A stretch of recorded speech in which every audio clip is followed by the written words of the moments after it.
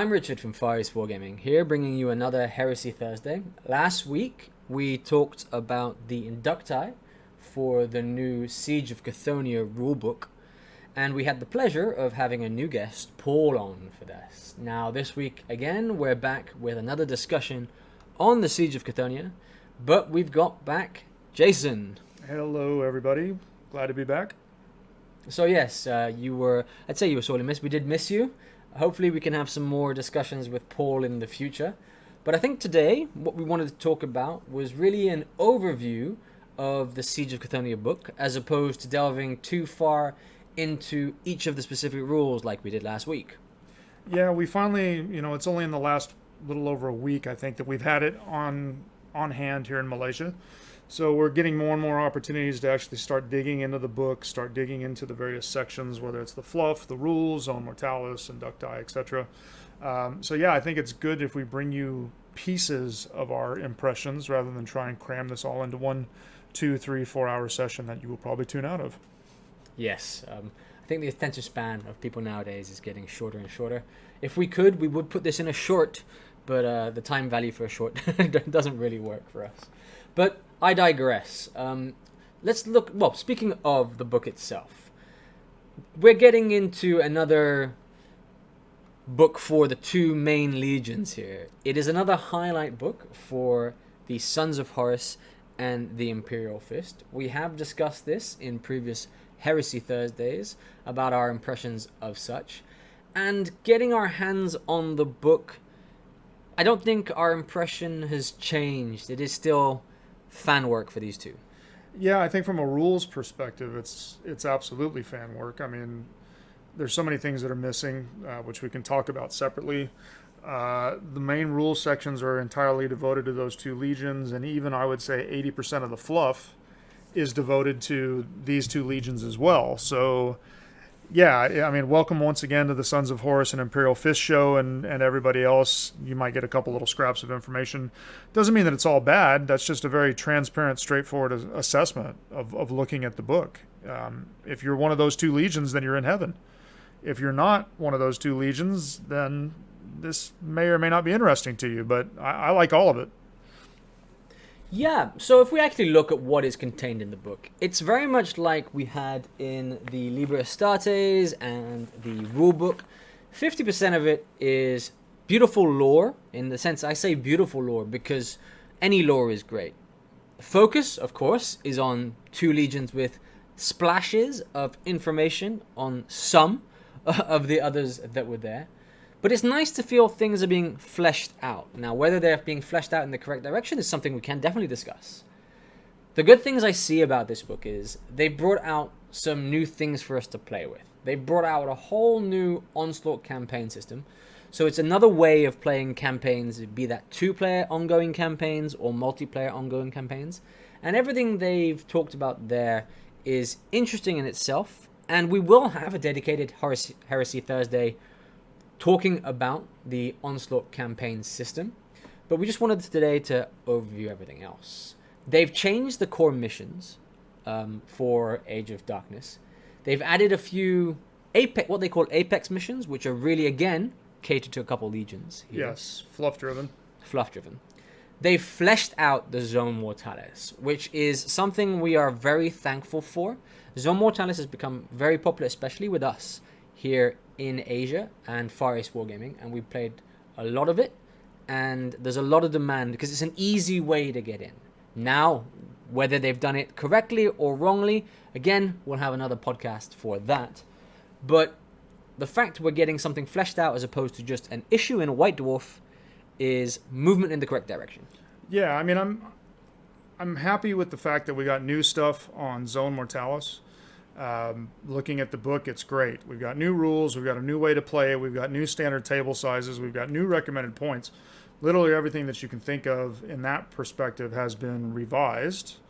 By the time you're hearing this actual podcast, we have already played a battle report in Zone Mortalis, which you will see eventually and get our impressions on what the missions are and things like this. So I'm grateful for that new content. It just feels like so much of this book is not fully fleshed out. It's like half ideas that aren't really complete and not necessarily what we want to have.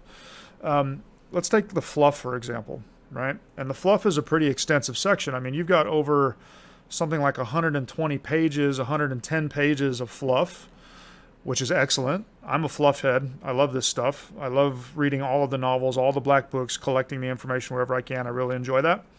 But most of it, it's again focused on two legions. And even when we get comments about Loyalist Thousand Sons, there's like 2 paragraphs. Or Shattered Legions, there's 3 paragraphs.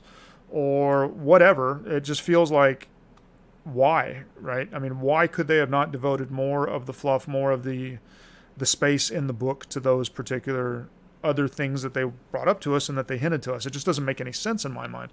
But again, if you are an Imperial Fist player or a Sons of Horus player, you're loving this book.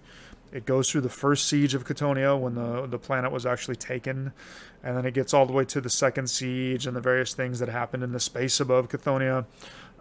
It gets back to the end game when the Dark Angels show up and do their thing and kill both friend and foe. Spoiler alert. But I don't know. Maybe it was just me being naive, expecting too much. I don't know. But even this fluff section is just, it's incomplete. Or it's just not enough. Or it's too laser focused. And to me, that was a huge miss. Yeah, if I'm looking through this, just in general, the quality of the work, you can see a very big drop from what we used to get from the black books or even the red books there, in terms of the way that stuff is written, but also the quality of the artwork. It's gone in a different direction from, say, classic 1.0 style here. Yeah, let's talk about that for a second, because that's going to be one of the things that I hinted at earlier about what's missing. I have the complete Black Book collection, and that's not meant to be a humble brag. It's because I am a fluff head, and I love the color plates in those, the artwork. So showing the various legionaries, showing the various vehicles, all the different marks of armor, all the different markings, all the stories, the blurbs that are given on some of those, where you kind of learn who that legionary is, and you get a couple paragraphs of his background and etc. In this book, it's honestly like a step backwards. There's virtually nothing but Mark 6 color plates in here, which is, truthfully, it's ridiculous. I mean, there's no reason not to push the other armor marks, okay? The only reason that I can think of that you wouldn't show more of the other armor marks is you've changed the armor, which we know is happening. We know that's coming this year. But that still shouldn't stop you, because there is one non-Mark 6 color plate in the book, and I think it's an Imperial Fist Warden, and he's in Mark 4. So we know that they've already told us that Mark 4 is probably coming. That didn't stop them from putting a color plate for Mark 4 in this book. Why couldn't they have put a Mark 3? Why couldn't they have put a Mark 2? There's no reason why we should have got yet another plate full of Mark 6 color plates. Huge miss in my mind. If you look at the Inducti color plates, there's only 4 legions. Okay, where's the other 14? Where's that teaser that we got when they showed us the headgear from all of the Inducti, right? With these new little color designations, these ways to really make your force look unique. What we talked about in a previous podcast, one of the things that excited me a lot. Why did we only get 4 color plates for 4 legions for Inducti? Another huge miss. So I think, Rich, coming back to your point, I'm in total agreement that the layout, the artwork, the content, it's definitely not what we grew to be spoiled by in the original 1.0 Black Books. Now, I'm not so naive to think we're ever going to go back to that. I mean, you know, God rest his soul, Alan Bly is not coming back, and he was the big champion for why we saw such great content and history and personal touch to the heresy.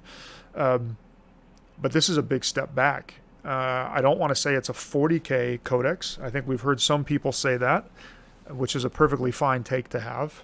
But this is not the Black Book. It's like halfway, I would say, between a Black Book and a 40K codex. Yeah, I think that's the general consensus we're getting from the community at large here.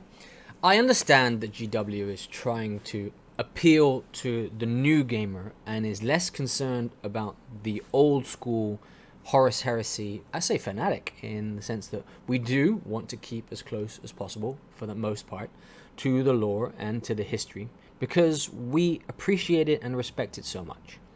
Now, I understand that we want to be able to, well, GW wants us to be able to paint our legion as our legion, and this is what the Inducti is allowing us to. But people do wish for some guidance. What does an Inducti look like for the different legions? We can see what they say an Inducti looks like for the Emperor's Children as such. What does an Inducti look like for the Dark Angels, for the Night Lords? These are things we'd like to know for those who wish to follow the lore as close as possible. And this is something that is, by and large, prevalent in the Horus Heresy older community here. For the newer guys, yes, they also want guidance on how to paint it. In terms of making decisions is all well and good, but sometimes too many decisions is a bit much. They're all Space Marines. We do want to make them look different, not the standard single color of each legion here. Even showing us more detail on just how a beaky helm, could have been changed, the extra stripe, things like this. That would have helped a lot. For me, I'm looking at these books and I'm starting to really wish that GW would perhaps embrace more of the 40k side of things and say, we'll put lore in a different book and we'll put rules in an index for you to buy. And spend a bit more time on lore or a bit more time on artwork for us to appreciate. That's a harsher take on this, but yeah. Well, I don't think it's anything harsh, right? We're obviously not sponsored by GW. We're obviously not necessarily looking to be sponsored by GW, not that we would turn that down, hint, hint. But we'll give you an honest assessment and we'll give you an honest take because we're so passionate about Heresy and because we're so passionate about 30K and just love it, right? And we were both looking so forward to this particular book because of all the things that were hinted at and whatnot. But again, I don't want to paint the whole picture as bad. Right, and I don't want to beat the horse to death about the Inducti or the artwork. We talked about Inducti in the separate session, and we just talked about artwork. If you like the fluff, I enjoyed the fluff. I read the entire fluff. I can't say that I memorized all of it, but I've read that entire section already. I think the story of the different ways that the battle is going back and forth and some of the maps of the various forces involved and these different kinds of things, I thought the story was good. I thought it was perfectly acceptable. There was nothing in the story that stood out in my mind as, Jesus, more plot armor, or, wow, this just got thrown together, and, nothing like that at all. I actually have nothing but a lot of praise to actually give about the fluff. I think the angle that I'm more coming from is, we got 2 or 3 paragraphs of Shattered Legions. Where's my Shattered Legion rules? We got 2 or 3 paragraphs of Loyalist Thousand Sons. Where's that? We got a few paragraphs about all the nastiness the word bearers were up to. Custodes. I mean, the list literally goes on and on. Sisters of Silence. All these forces had a presence in this particular campaign. All these forces had at least a few paragraphs, maybe 2 minimum, 3, 4, devoted to these various forces, but that's all we got. And again, that's where I come back to my comment that I made a few minutes ago. That's what feels so incomplete about this particular book. Why would you even hint about those various things in the run-up only to give us nothing, right? That to me was just, again, a really, really big miss. But overall, the fluff is good. I really did like the fluff, and I really did like reading the story. Yeah, we were given rule sets for new things. Zone Mortalis, a new way to run a campaign. But you're right, the Shadow Legions, who was very hinted at throughout the lead up to this book release, didn't get a rule set, and I think that's a big missed opportunity, because if you're trying to sell people on getting a new army or combining a new army, a Shadow Legion force gives those who aren't really committed to one of the forces the ability to build their own, and that really is the customizable side of things by combining some of these Shadow Legions. Yeah, can you imagine just for a second? So if I'm a GW marketing guy, so I'm going to put my marketing hat on. I do come from the business world. For those that haven't heard it before, I do procurement. for a very, very large MNC. If I was a marketing guy, I'd have been all over Shattered Legions, because Shattered Legions rules and a decent set of rules for the Shattered Legions would have drove people to buy stuff from different legions to build that force.